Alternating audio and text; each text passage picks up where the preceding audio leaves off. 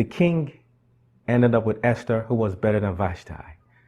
The contrast between Vashti and Esther is very telling.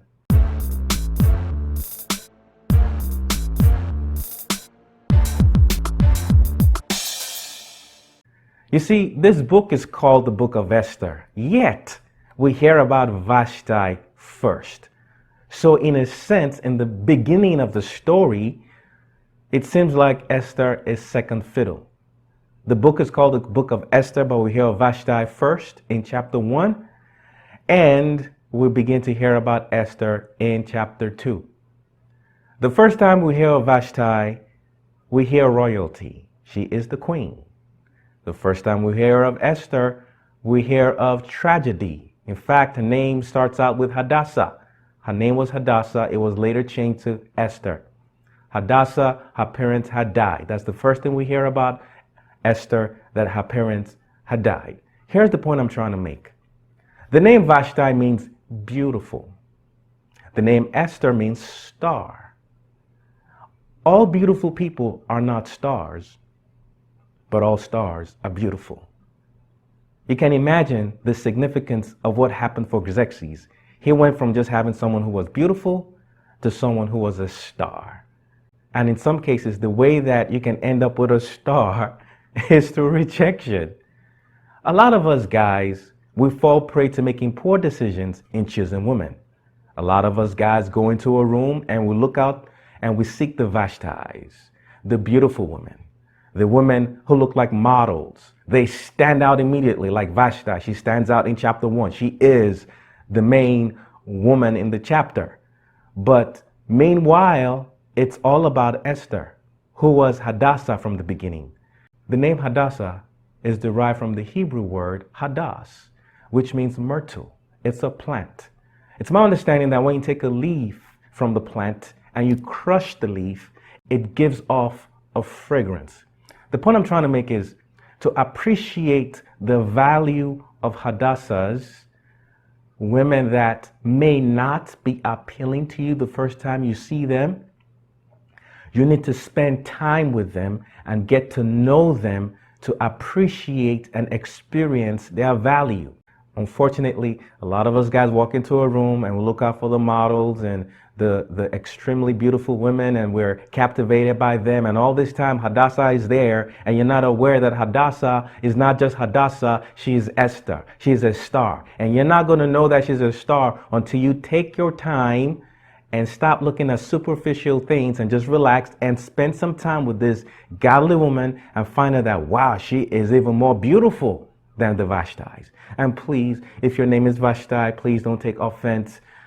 I know there are lots of beautiful women, model-like women that love the Lord and are godly. And I'm not even saying that just because a woman rejects a guy, there's something wrong with her. Sometimes that's very necessary. That's not the point I'm trying to make.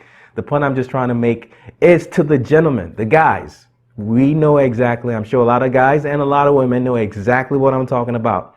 Instead of looking for somebody who's quality and use discernment and look out for a lady who has character, and there are plenty of women who are beautiful and have character, a lot of us guys just look for the superficial things and we get ourselves in trouble. No wonder God allows us to be rejected so that we can end up with the person he does have for us. So to cut a long story short, we go for the Vashtis and we get rejected by them, and we seek wisdom, and wisdom says, check out Hadassah. She's always been there. And we find out that she's not just Hadassah, she's Esther, she's a star.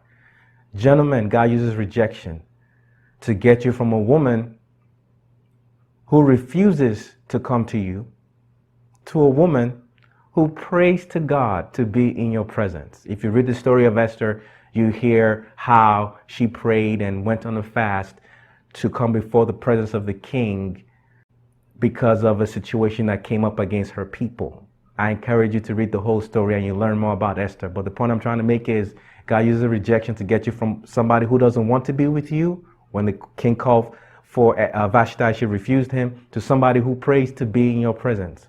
God uses rejection, gentlemen, to get you from a woman who ruins your party to a woman who makes you party.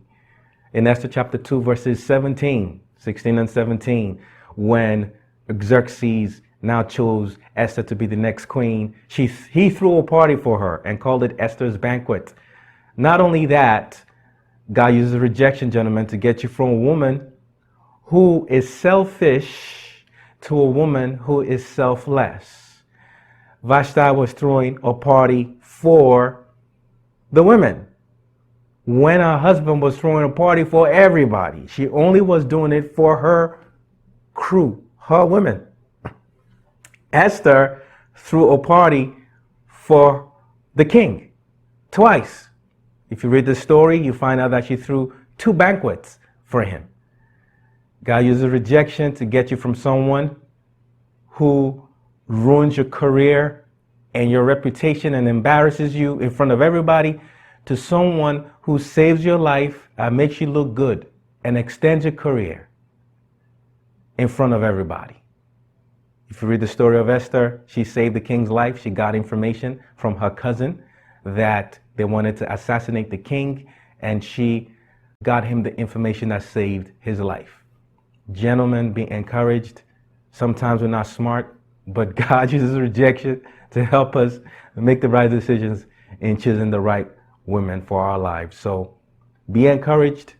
Rejection is not a wall that blocks your path to a relationship. It's an arrow that directs it to the right relationship. Next week, I'll be talking about how God used rejection to get a guy and a lady together. Until then, thanks for subscribing, thanks for sharing, and take care. Stay blessed.